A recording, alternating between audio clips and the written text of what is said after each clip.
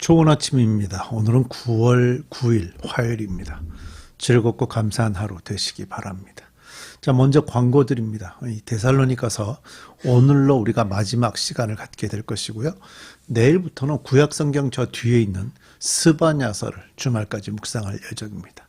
자, 미리 성경을 좀 펴서 이렇게 읽으시면서 함께 말씀을 들으시면 더더욱 깊이 말씀을 볼 수 있을 거라고 생각합니다.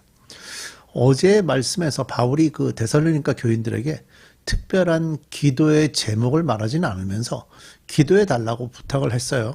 근데 이제 3장으로 들어오면서 그때 부탁했던 그 기도의 내용이, 기도의 제목이 무엇인지를 오늘 이제 본문에 표현을 하고 있거든요. 같이 좀 살펴보도록 하겠습니다. 데살로니가 후서 3장 1절부터 18절 말씀입니다.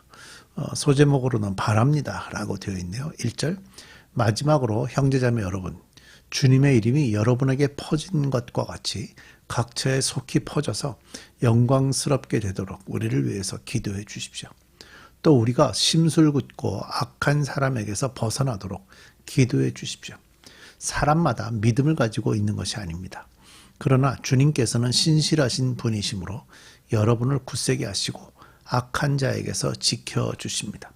우리가 명령한 것을 여러분이 지금도 실행하고 있고 또 앞으로도 실행하리라는 것을 우리는 주님 안에서 확신하고 있습니다. 주님께서 여러분의 마음을 인도하셔서 여러분이 하나님께서 사랑하시는 것과 같이 사랑하고 그리스도께서 인내하시는 것과 같이 인내하기를 바랍니다. 바울은 이제 자신이 쓴 그 바울의 편지 그 서신서를 이렇게 들여다보면 많은 곳에서 기도를 부탁하고 있습니다. 오늘도 이제 두 가지의 구체적인 기도 제목을 말하는데 첫 번째 나오는 것이 지금 현재 1절에 나오고 있죠. 주님의 말씀이 여러분에게 퍼진 것과 같이 각처에 속히 퍼져서 영광스럽게 되도록 기도해달라. 이렇게 기도합니다. 무슨 얘기입니까?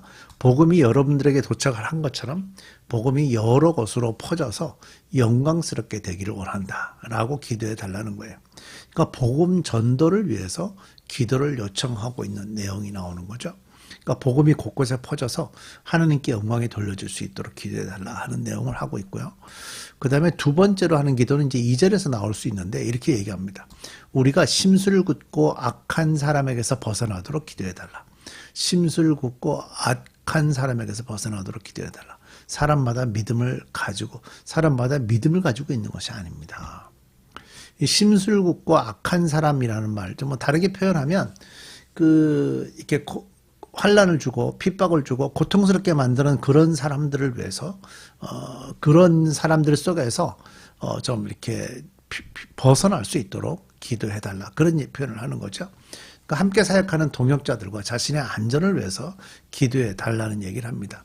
사실 이 데살로니가서가 그 고린도라는 지역에서 편지를 기록했다라고 생각을 해본다면 아마도 복음이 전해지는 것을 거절하고 방해했던 유대인들을 염두에 두고 했던 기도 내용인 것 같습니다.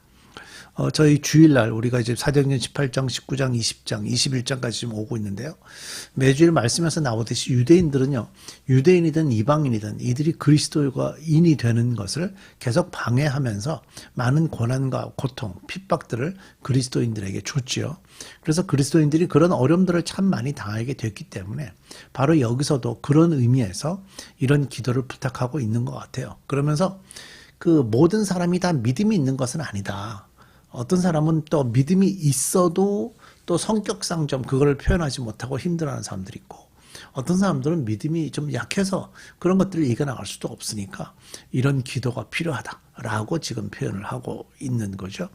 그러면서 바울은요, 데살로니가 교인들을 지금 상당히 칭찬합니다. 하나님은 신실하신 분이라고, 그래서 그들을 굳세게 해주시고 악한 자에게서 지켜주실 것이다 라고 이제 인정을 하고 있죠. 그러면서 하나님의 말씀이 데살로니가 교인들을 잘 지켜주실 것이라고 칭찬을 하면서 하나님이 여러분들을 인도하셔서 하나님이 그들을 그 데살로니가 교인들을 사랑해 주시고 끝까지 인내하도록 도와달라고 기도하는 바울의 모습을 보게 되죠.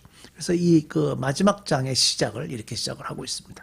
자, 다음에는요, 게으름을 경고하다라는 소제목이 붙어 있는데 우리가 1절부터 13절을 한번 쭉 읽겠습니다. 6절부터 13절, 6절. 형제 자매 여러분, 우리는 우리 주 예수 그리스도의 이름으로 여러분에게 명령합니다. 여기 처음으로 명령합니다가 나오죠.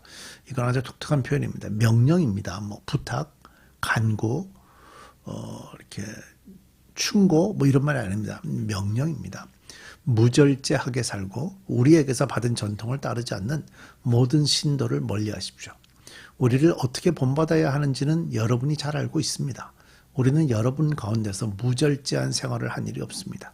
우리는 아무에게도 양식을 거저 얻어먹은 일이 없고 도리어 여러분 가운데서 어느 누구에게도 짐이 되지 않으려고 수고하고 고생하면서 밤낮으로 일하였습니다. 그것은 우리에게 권리가 없어서가 아니라 우리가 여러분에게 본을 보여서 여러분으로 하여금 우리를 본받게 하려는 것입니다. 우리가 여러분과 함께 있을 때에 일하기를 싫어하는 사람은 먹지도 말라 하고 거듭 명하였습니다. 그런데 우리가 드리니 여러분 가운데는 무절제하게 살면서 일은 하지 않고 일을 만들기만 하는 사람이 더러 있다고 합니다. 이런 사람들에게 우리는 주 예수 그리스도 안에서 명하며 또 권면합니다. 조용히 일해서 자기가 먹을 것을 자기가 벌어서 먹으십시오. 형제자매 여러분, 선한 일을 하다가 낙심하지 마십시오.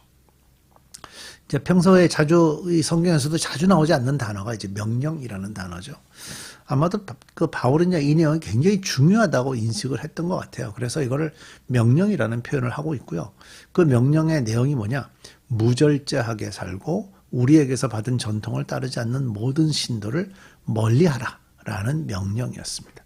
이런 사람들로부터 멀리하라.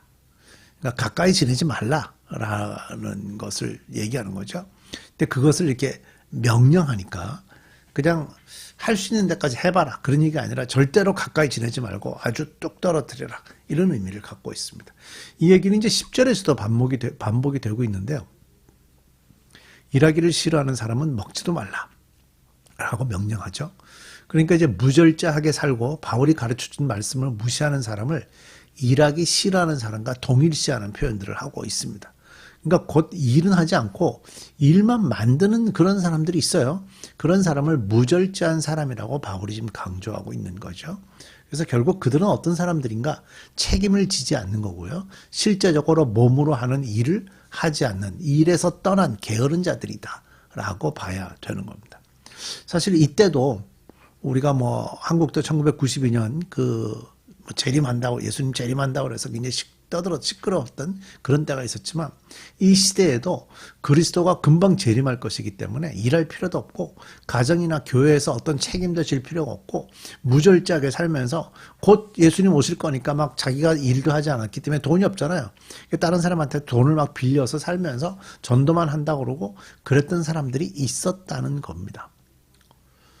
그래서 바울이 이 명령을 하면서 자신과 함께한 지도자들은 무절제한 삶을 살지도 않았고 음식을 거저 얻어먹지도 않았다. 어느 누구에도 짐이 된 적이 없었다. 수고하고 고생하면서 밤낮으로 일을 하며 사역을 했다라고 강조를 하죠. 그러니까 바울이 이렇게 강조하고 있는 내용 이것입니다. 일하지 않고 일만 만드는 자들에게 조용히 일하고 자기 양식을 먹으라고 강조하는 거죠. 게으른 자들은 가까이 하지 말라고 강조하는 겁니다. 여러분들, 우리가 일한 노동이는 굉장히 신성한 겁니다. 노동하면서 자기 것은 자기가 벌면서 그리스도인으로 살아가야 되는 거죠. 자, 14절, 15절.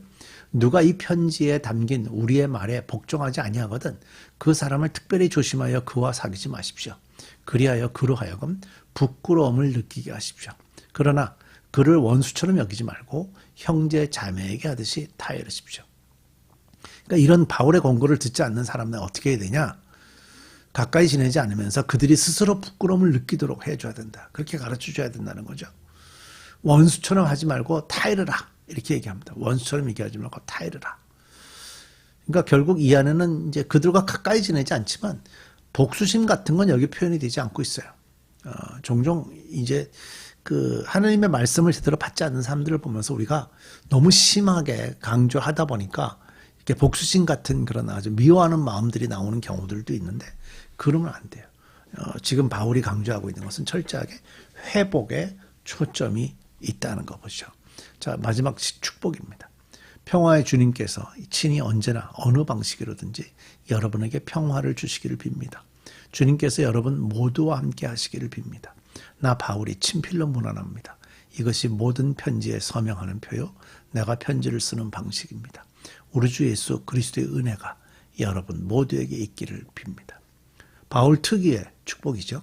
예수님의 은혜가 늘 함께하기를.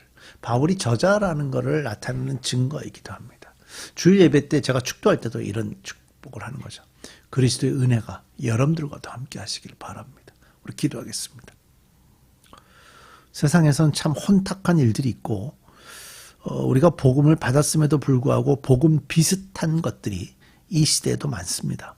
그래서 이단도 있고 사이비도 있고 하나님 이런 세상에서 우리가 더 말씀에 집중하게 하시고 하나님이 처음에 우리에게 주신 예수님의 그 복음을 잘 받아들이고 그대로 순종하며 삶으로 표현하며 살아가는 그리스도인으로서 저들의 인생을 축복해 주옵소서. 예수님의 이름으로 기도드립니다.